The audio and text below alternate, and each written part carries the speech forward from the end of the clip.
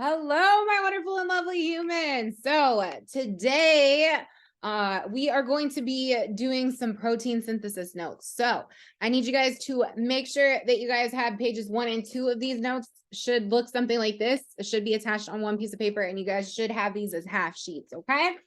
So here's what I do want to point out, all right?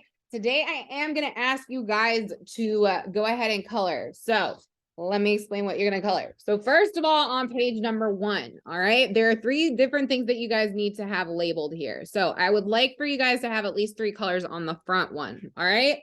Now this is a separate process from the one on the second one. So on the second one, you can reuse colors if necessary. I had to personally, but you know, whatever. Anyways, if you guys would like to, you guys can use the same colors, but you are going to need 1, 2, 3, 4, 5, 6. You're gonna need 6 colors on this second page, okay? But coloring is required today, so please make sure that you guys have a pencil box and you're ready to go, okay? All right, but anyways, let me flip my screen and so that way we can fill out the notes together. So what's the first thing you're supposed to do whenever somebody hands you a piece of paper?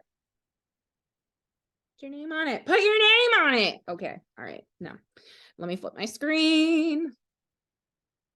All righty, so protein synthesis. All right, let me flip to page number 1. So like I said, let me go ahead and give you that reminder that you need to put your name on your paper because I have a lot of them so far that people haven't left their names off of, and I keep sticking it up on my wall of wonders. So take the time to put your name on the paper, okay? All right, my name is Miss Reyes. Don't know about you, whatever today's date is. And whatever class period you may have for me, okay? Alrighty, so let's get into it. So first of all, what even is protein synthesis, Miss? What is that? So let's break it up. Synthesis means to make something. And if we're talking about proteins, well, guess what we're making? We're making protein. So protein synthesis is the process of making proteins. All right, making proteins. In order to make proteins, we're gonna synthesize them. So why must we? Why do we even need this? Well, first of all, proteins are gonna include these things called enzymes. Why do we need enzymes? We need enzymes for several reasons, so many different reasons. But one example of the use of enzyme is in digestion. So when you guys eat something, okay, the first step of digestion actually starts in your mouth. It is done by this enzyme called amylase, and amylase begins the process of actually breaking down your food. So that is an enzyme, but it is very helpful, especially during digestion. The next thing that we're going to need proteins for are antibodies. Antibodies. And if you guys have, I mean, it's post-COVID, so I'm sure some of you guys have at least heard about antibodies, but antibodies are involved in immunity. So basically, one of the reasons that a lot of moms like to say that breast is best, right? Meaning feeding children breast milk as opposed to bottled milk, which is not necessarily true, guys, just so you know. You know, the breast milk that is, or not breast milk, but the canned milk is almost as nutritional as breast milk. Besides, some moms would very much love to actually breastfeed, whereas they aren't able to. And, you know, I honestly don't know, because like, whatever. Anyways, let's continue. But anyways, antibodies can be passed from mother to child. But you also just by yourself can build up an immunity or antibodies from a virus. So for an example, we could talk about the mRNA vaccine that was involved in our COVID vaccine. So if you have had that vaccine, what you have been exposed to is a dead version of that virus. And it is going to allow our bodies to begin producing antibodies that are going to allow us to fight that virus. So that's an example. Anyways, continuing, the next thing that's going to be that we need proteins for is to help us with DNA structure. All right. And as we have been learning over these few weeks, the reason that DNA is so important is because it stores all of our genetic information. So we would not have DNA itself if we did not have proteins. Next, we have contractile. Contractile proteins. And if you break up this word, contract, okay, to contract your muscles, basically the movement of any of your muscles, all right? Literally me flicking my finger like this is contracting my muscles. That's why, actually, here, it was kind of cool. I'm going to show you. If you guys feel here, okay, there's a tendon that attaches all the way into your hand. So you can actually press somewhere over here, and it will basically cause your hand to contract. So I'm not actually attempting to close my hand. It's simply because I'm putting pressure right here on this spot that it's making my hand contract, because those are contractile muscles. But anyways, that's just something cool. Okay, I think it's cool. Maybe you guys don't. I don't know. You have been exposed to TikTok. I wouldn't be surprised if TikTok told you that. But anyways. All right, the next thing that we can use proteins for is for structural reasons. Structural reasons. Now, an example of this is the collagen that exists in your skin. So the reason you guys look so much more younger and beautiful than Miss Reyes is because you guys automatically have more collagen in your skin. And I don't know, maybe some of you guys know somebody who's taking vitamins to actually help support, quote unquote, the production of collagen, yada, yada, blah, blah, blah. But the point is the reason you guys look so much younger is because your structure of collagen is so much more, it's better than mine. Okay. So have fun with your baby face selves. All right. Anyways, moving on. Another reason we need proteins is for hormones. Hormones. So, oh my gosh, hormones. Okay. Anyways, hormones. So stuff that makes you get older and bigger and grosser, and the reason you now have BO, right? Hormones. This allows you, it tells your body to begin growing. So an example of this is also insulin, and insulin is actually used to break down glucose, which is a sugar, in your body. Some people don't naturally produce insulin or don't produce enough insulin to break down glucose, which is why they can have a really bad reaction. Those people are known as diabetic. So anyways, another reason we need proteins are for protein transport. Transports. It's going to allow, proteins are actually going to move some supplies for us wherever we need them to go. So if you guys think back to the cell membrane, there are proteins laced throughout the cell membrane that are going to allow for passage of supplies in and out of the cell. I wish you guys, actually, let me see. I'm going to see if I can like sneak attack the king here, because he's got like this crazy odd face. Can you see it? I don't know if you can see it.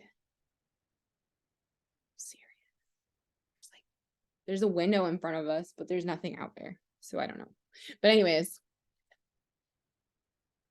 Okay. Anyways. All right. Back to this. Okay. So if you guys need to, now would be a great time to pause the video to copy all this down. Okay. All right, so now that you guys have this down, the main important idea of this is that all of these little individual things here are going to involve the use of proteins. They are proteins. The things that control these things are able to do so because they are proteins. So we need proteins. We need to be able to make proteins. So how do we make proteins? Well, it's a two-step process. So let's talk about the first step, which is known as transcription. All right, so I kind of already gave you guys a little view into this, but as you guys can see, I have 3 different colors here. That's because I have 3 different things that I'm identifying on this here. So A, I have labeled as orange, green, I have labeled as in green, or B. And then C, I have labeled in this like tealish blue color, okay? But anyways, you guys do you. It doesn't matter what you use as long as it's right. Or sorry, as long as it's consistent with what's up here and what's down here. All right, so step number 1, transcription. So there's something I want to point out here, script, right? When you hear a script, I don't know about you, but personally, I think of like a paper, right? Like something that you give an actor to read or to perform, right? So a script. So to me, that takes the form of a writing, okay? So basically what we're going to be doing in this step is we're going to take DNA and we are going to copy it down, write it down into an mRNA format. Okay. And if we think back to RNA and what our RNAs are important for, mRNA is going to stand for what? I'm hoping you guys said M stands for messenger RNA. So let's just make a note of that, messenger. Okay, we're going to send that little script or that notes or that copy of the DNA out of the nucleus and to where DNA is going to be produced. So anyways, let's continue. So let's talk about what's happening here. So first of all, this big orange piece of gum looking thing is called RNA polymerase.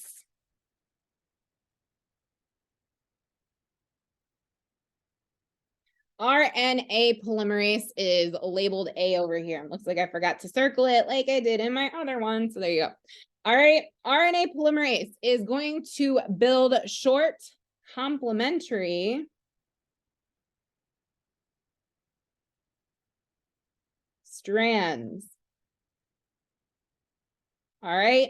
Complementary strands. Now, let's think back to way back when we talked about complementary. Complementary didn't mean an exact copy. Instead, what it meant was something like a puzzle piece fit, right? If we have 2 puzzle pieces, they are not exact copies of each other. It won't work if they're an exact copy of each other.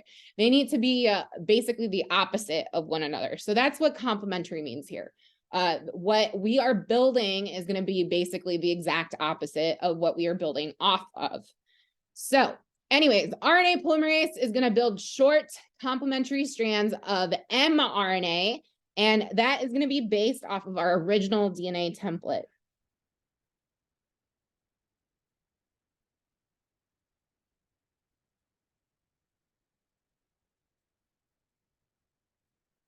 So if you guys are looking here at the image, you guys will see that this teal color is going to refer to my original template. So we know that the process of DNA replication involves helicase unzipping our strand of DNA so that it can expose RNA polymerase into building the RNA primer.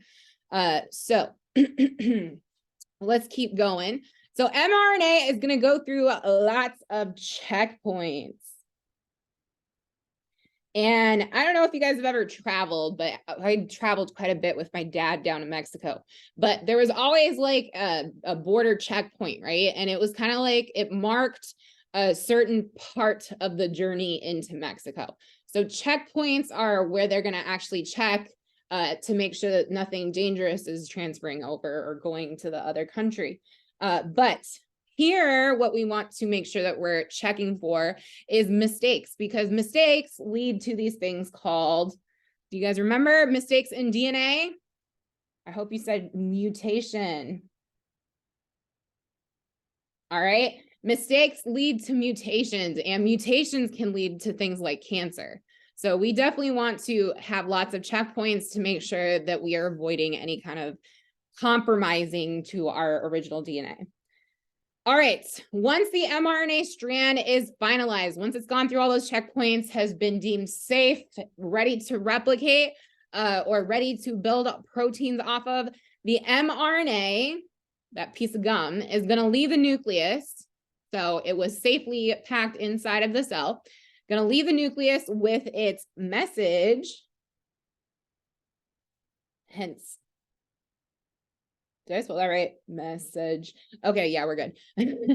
It's going to leave the nucleus with the message, and hence messenger. He's like sending his message, his script, the written writing, and is going to transport it to the ribosome. All right, the ribosome, and that is going to be also known as rRNA. Also, we wrote it previously as ribosomal. It's just kind of like the language, the way it fits into the language. Alrighty, so you guys can go ahead and pause the video if you need to. Copy this down. Alrighty, I hope you guys had enough time to copy that down. We are going to go ahead and continue on to page number 2 of the protein synthesis notes. So as I explained over here, there were only 3 colors that you needed to make sure you were coordinating. Over here, there are a few more, okay? So I do suggest that you maybe take a second or a moment here to go ahead and coordinate your colors in the picture to the colors within the writing over here, okay? So if you need to, pause the video. Is that a song? Sounds like it. All right. Okay, I hope you guys took the time to make sure that those were prepared, because it'll make the understanding better. It will make the journey a little bit more, I don't know, a learning. You'll be able to learn from it, I guess, maybe. I don't know, as opposed to be stressed out by it. All right. Anyways. So step number 1 was called transcription. And like I said, I kind of said in my mind, transcript, I think of that script word, and script to me looks like a piece of paper with writing on it that I have to memorize and then, you know, say out on a stage or in the movie or whatever. Right. So we're going to move on to translation. Now, for a person who speaks Spanish, translation means taking one language and turning it into a language that the person understands. Well, guess what? It kind of works here too. So the message that's being sent is mRNA, but we don't speak mRNA. So what we're going to need to do here is take the mRNA, we're going to turn it into tRNA and rRNA. And what we're going to end up with are proteins. Okay. So again, we're going to take that original message that was in the RNA format. We're going to put it through some machines. All right. Or some machines, I should say machines, which really they're more, you know, enzymes or whatever. Anyways, it's going to go through a processing, right? And when we get our product, what we end up with are proteins. So we're going to basically translate that language into something we can understand. So let's get into it. So here in number 4, near the ribosomes, in a cell, and if you guys think about a cell, the ribosomes are just kind of free floating all the way around the cell. They're in the jelly, the matrix of the cell. There are going to be several variations of tRNA. Sebastian's here. tRNA that are going to have different codons. All right. And those codons are made up of 3 nitrogen bases. Hold on, that sounds familiar. 3 nitrogen bases. What? Okay, so do you guys remember how we did this assignment? Oh yeah. What was step number 1? Split it into 3s or into these things called codons. It's all coming together. I hope so. Okay, but anyways, so when we split those things into 3, what we're doing is we're splitting them into codons. And those are going to consist of 3 nitrogen bases. These nitrogen bases are going to code for different amino acids. All right. And we can use a codon chart to figure out which amino acids the tRNA is going to code for. So that's what we're going to do down here. But before I move too far forward, I want to make sure that I go over the image here. So near our ribosome. So the first thing we need to actually identify here is that we are in our ribosome. There are going to be several variations of tRNA. So here's our tRNA. It's this blue color right here. They look kind of like T's, don't they? So the tRNA is basically the little, I don't know, it kind of looks like a ski lift to me. I don't know if you guys know about a ski lift, but it's kind of like a moving bench down a hill. Anyways, so basically it's a transportation vehicle. It's going to transport codons through the ribosome, and it is going to take up the code and code for whatever amino acid it needs to code for. So that's the amino acid here is in the green color. Okay. All right, let's continue on. So like we said, we can use a codon chart to figure out which amino acids the tRNA codes for. So now what you need is this pretty picture. All right, so I'm going to zoom out a little bit here so we can get a full view. Again, don't forget to write your name on it. Write your name on it. I'm not going to write my name on it because this is my master copy. And if I don't need to, I don't want to use it. But anyways, all right, so we already luckily had this split up for us. So it makes our job a lot easier.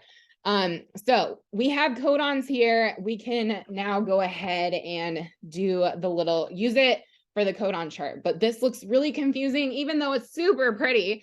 So don't worry, I'm going to show you guys exactly how to use this. Okay. But anyways, back to here.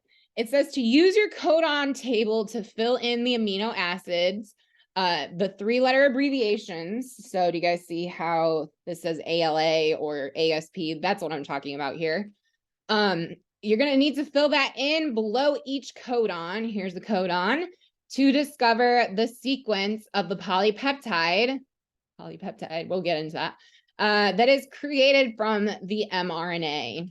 Okay, so AUG. The first codon we have here is AUG. So let's put it into the chart. So in order for us to go ahead and build this, we're going to have to start from inside to out. So the first letter tells us where we're going to start here at the beginning. So here's another way to remember. So remember that DNA has two directions, right? We have 5' or we have 3'. This one's labeled as 5', which lets us automatically know that this end over here would be the 3' end. So it says to start at 5'. So this is the 5' end. Technically, according to this is the 3' end of that. All right. Anyways, so we're going to start from the 5'. Look at that. And we're going to move our way out to the 3'. So A is our first letter. So I'm going to look at my chart starting from the inside, and the first letter is A. Now this basically ends up cutting off like the rest of this chart here. I'm only going to look at this portion of my chart from now on. The second letter I have over here is U. So after this, I'm going to move out one level, and now I see only U over here. I have now basically removed the entire rest of the chart as an option. So I now only have these two options. The third letter right over here is G. So from here, what I'm now able to do is kind of cut off the rest of this. And I can see that this is going to code for this MET. And this is just extra. Don't worry about it. But this MET is actually going to stand for this amino acid called methionine. So, but it only asked for the 3-letter abbreviation. So I'm just going to go ahead and put MET. All right, MET. Now, if you notice, I left a little bit of space there, but that's because the MET is a little bit important. So if you guys see, it's one of the only ones that actually has like a shape or a color next to it. And that's because this is also a start codon. So when DNA is being written, basically it has, hey, start here. And then it has, hey, stop here. Does that kind of make sense? So there are specific amino acids that are going to code for that. Methionine is one of those start molecules. So I'm just going to make a note here. Okay. But it's just for your guys' information. AUG is a very famous start codon. So you might learn it, you might not, whatever. All right, now we can look at the second one, AAC. So again, starting from the inside, moving out, we have A. So now I can chop off the rest of my chart, essentially. The second letter was A. So I'm going to chop off the rest of this chart here. And my third letter is C. So now that leads me right here. And that 3-letter abbreviation for the amino acid is ASN. All right, ASN. All right, so I'll do a third one with you guys, and then I'll want you guys to finish up the rest. The third one is AUG. Oh, look, we already did that. Well, that was easy. I can just copy that over, AUG. So that is MET. Now, this MET, I'm not leaving space for because, as you can see, it's right here in the middle of an entire DNA strand. So it's not necessarily going to code for starting as the start codon. Does that make sense? Because it's in the middle. But anyways, technically it's still the same. We still have AUG. So I guess I'll do a fourth one with you guys. We have CGC. So looking at our chart, oh, look, now we can finally look at somewhere else. All right, so cutting off the rest of my chart. Here's my first letter C, second letter G, cuts off the rest of this. And my third letter is C. So again, it cuts off the rest of this chart, and I have the amino acid ARG. All right, so go ahead, pause the video if you need to, fill out the rest of this stuff, okay? I think it's kind of fun, so I hope you enjoy it, all right? Take a moment to fill that out and then come back because we're gonna finish up our notes here, okay? Alrighty, so the king is telling me that you guys should have a finish by now. He's right here saying hi. You just can't hear him, but he's very deep in thought. Anyways, so we have just went ahead and done our translation, taking the message of RNA and turning it into an amino acid code that will code for proteins, all right? So we are going to go ahead and fill in the rest of this. The tRNA codons are going to match up with complementary codons.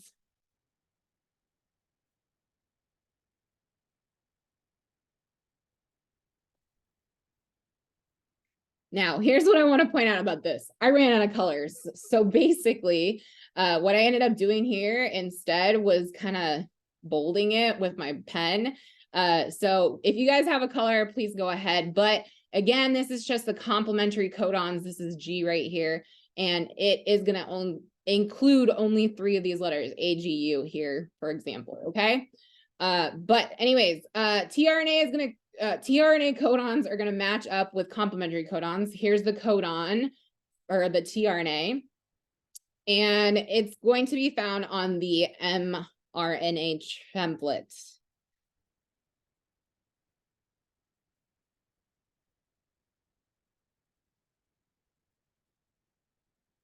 Oops, I didn't leave myself enough room. The mRNA template, that is labeled as E over here. So here's E. Oops. And I forgot to color that one in. Oopsies. E. There we go. Sorry. All right. E. And we'll drop off its appropriate amino acid. So as you guys can see, the amino acid is going to kind of get released here, drop it off. And what's going to happen next? Whatever's left over, the amino acids that get left over,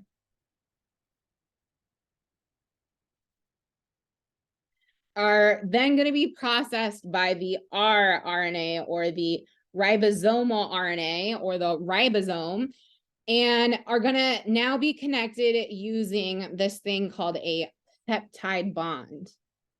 Oops, sorry.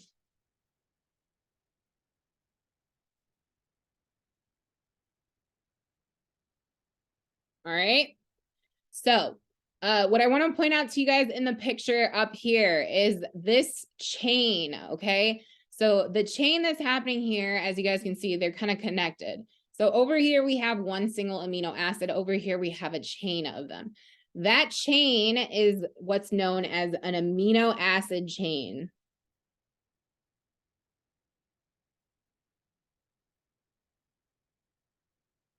An amino acid chain, and that is labeled as structure A here. So the newly built or synthesized amino acid chain is also going to be known as the polypeptide chain.